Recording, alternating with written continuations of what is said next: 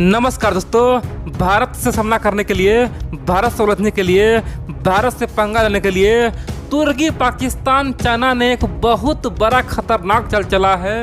और बड़ी बात तो यह है कि बहुत जल्द तुर्की को दुनिया के सबसे खतरनाक बम यानी कि परमाणु बम बनाने का टेक्नोलॉजी देने वाला है। दोस्तों, पाकिस्तान और चीन यहाँ पे इंसान के नाम पे दबा बन चुका है। तुर्की को अब परमाणु बम बनाने का तकनीक सिखाने वाला है और पूरे दुनिया हैरान है। और बड़ी बात तो यह है, भारत के लिए सबसे बड़ा नुकसानदायक होगा। दोस्तों, इतिहास गवाह है। अब जानते हैं पाकिस्तान हमेशा भारत का दुश्मन रहा है और बड़ी बात तो यह चीन भी रहा है।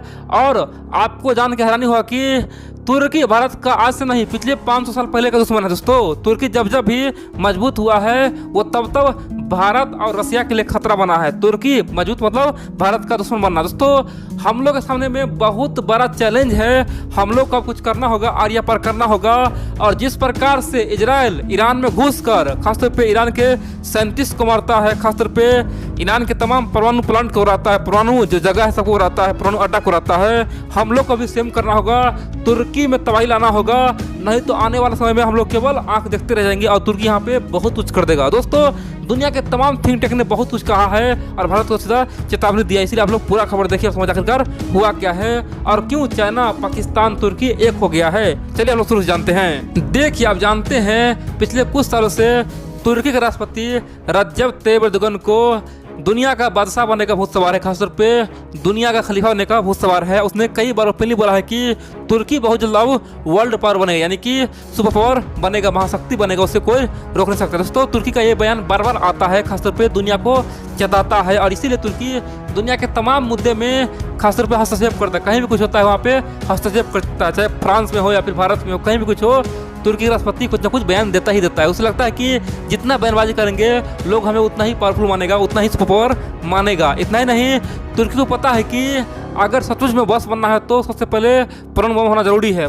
बिना परमाणु बम के हम कुछ नहीं कर पाएंगे। और इसीलिए तुर्की एक प्लान बनाया है, वो है बहुत जल्द पाकिस्तान के सहयोग से और चीन के सहयोग से एक न्यूक्लियर मिसाइल बनाना और टेस्ट करना। और जिस दिन न्यूक्लियर मिसाइल और बम टेस्ट किया ना, उस दिन समझो तुर्की बहुत आगे निकल गया। और इसी पे दोस्तों तुर्की काम कर रहा है। लेकिन तुर्की को पता है कि अगर हम ओपनली परमाणु बम बनाते हैं तो हमें सब बर्बाद कर देगा। अमेरिका नहीं छोड़ेगा हमें, फ्रांस भी नहीं छोड़ेगा हमें, भारत भी नहीं छोड़ेगा, सब हमें बर्बाद कर देगा। और जो हाल आज ईरान का है वही हाल मेरा हो जाएगा। इसलिए तुर्की ने एक प्लान बनाया। प्लान यह था कि दुनिया को गुमराह करना है, दुनिया का दिमाग भटकाना है और फिर उसके आड़ में खतरनाक बम बनाना है। और दोस्तों, हाल ही में तुर्की के राष्ट्रपति रजब तैयब एर्दोगन ने एक बहुत बड़ा घोषणा कर दिया, बहुत बड़ा ऐलान कर दिया। उसने कहा कि अब हम चांद पे उतरेंगे, यानी कि 2023 से पहले या 2023 तक हम चंद्रमा पे उतर जाएंगे, जमीन पे उतर जाएंगे और पूरे दुनिया में डंका बजा देंगे, इस्लामिक दुनिया का बादशाह बन जाएंगे।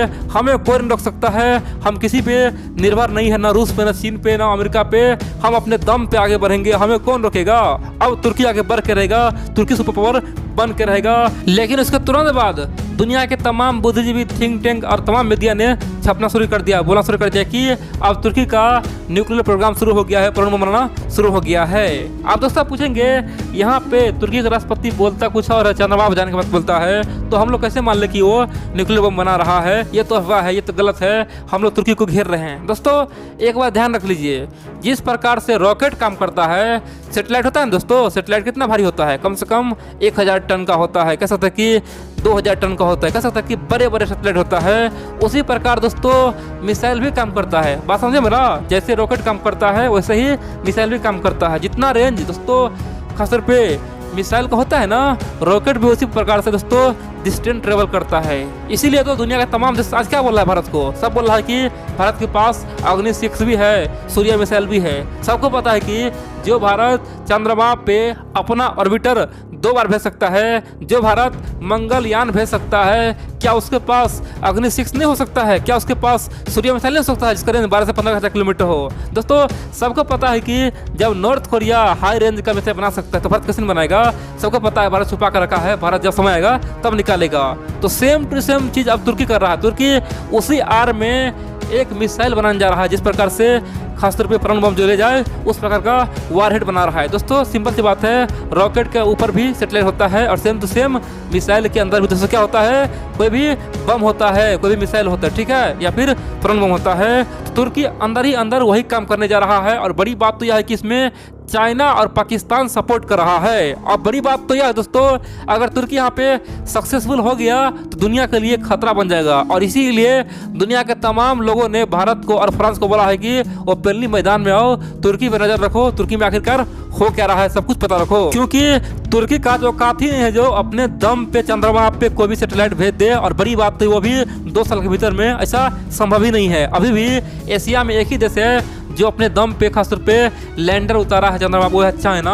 और तुर्की कैसे करेगा? वो काम तो भारत को करना चाहिए था। जी हाँ दोस्तों, भारत बहुत जल्द चंद्रयान 3 लॉन्च कर रहा है, यानी कि 2021 या 2022 में देखेंगे चंद्रयान 3 लॉन्च करेगा और चंद्रमा पे दोस्तों लैंडर पहुंचाएगा, रोवर पहुंचाएगा। कह सकते हैं कि भारत एशिया का दूसरा देश बनने वाला है। और दोस्तों तुर्की का कहना है कि नहीं, हम अपने दम पे वो काम कर लेंगे। तो सबको शक लग रहा है कि ये बिल्कुल ही बेफजूल बात है, सबको गुमराह किया जा रहा है। तुर्की अंदर ही अंदर अपना कैपेसिटी चेक कर रहा है, अपना पावर चेक कर रहा है कि आखिरकार उसका वैज्ञानिक क्या कर सकता है और कितना खतरनाक मिसाइल बना सकता है, जो कितना रेंज तक जा सकता है, कितना स्पीड में जा सकता है। इसीलिए तुर्की एक तरह से चंद्रमा का एक बहाना बना के इस पे काम कर रहा है ताकि उस पर कोई नजर ना रखे। अब दोस्तों पूछेंगे आखिरकार तुर्की के राष्ट्रपति अब ये क्या बयान दे रहा है, चंद्रमा पे भेजेंगे, आखिरकार उसे हो क्या गया है?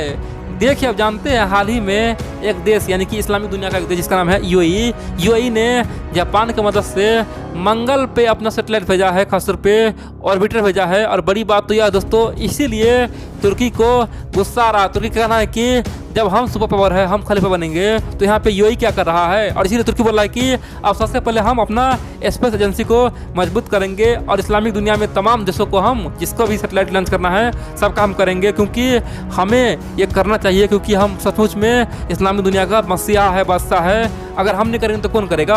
सऊदी अरब तो कर नहीं सकता है, इसीलिए हम कर रहे हैं। सिंपल सी बात है दोस्तों। अब यहाँ पे क्या हो रहा है किसी को कुछ पता नहीं है। कोई बोल रहा है सचमुच में तुर्की चंद्रमा पे अपना मिशन भेजने वाला है, कोई बोल रहा है कि चीन की मदद से तुर्की मिसाइल बना रहा है। दोस्तों कोई कुछ बोल रहा है, लेकिन एक बात तो तय है कि जिस प्रकार पाकिस्तान, चाइना और तुर्की का बॉन्डिंग बना है, हो सकता है कहीं ना कहीं ये खेल चल रहा हो। दोस्तों दुनिया के तमाम थिंक टैंक जो बोल रहा है ना, ये गलत नहीं हो सकता है। सबका कहना है कि तुर्की सबका दिमाग डाइवर्ट कर रहा है, असली खेल कुछ और चल रहा है। और जिस प्रकार नॉर्थ कोरिया अपने दम पे नहीं बनाया था, उसे भी पाकिस्तान, चाइना समर्थन किया था, फिर बाद में क्या हुआ था, नॉर्थ कोरिया परमाणु बम बना लिया था। उसी प्रकार से अब तुर्की भी बनाएगा और तुर्की पाकिस्तान को बहुत सारा पैसा दे रहा है। कह सकते हैं कि भिखारी देश पाकिस्तान को खूब पैसा दे रहा है ताकि वो अपना टेक्नोलॉजी बेचे। और चाइना भी यहाँ पे मदद कर रहा है। चीन को पता है कि सऊदी अरबिया आज अमेरिका के करीब है और आने वाले समय में चीन को पता है कि हम तुर्की को अपने करीब ला लेंगे, यानी कि इस्लामिक दुनिया को तोड़ फाड़ कर देंगे और आधा देश कम से कम हमारे साथ आ जाए। चीन को पता है कि अगर तुर्की हमारा साथ देगा तो ऑटोमेटिक कम से कम 20 से लेकर 25 इस्लामिक देश हमारा साथ दे ही देगा।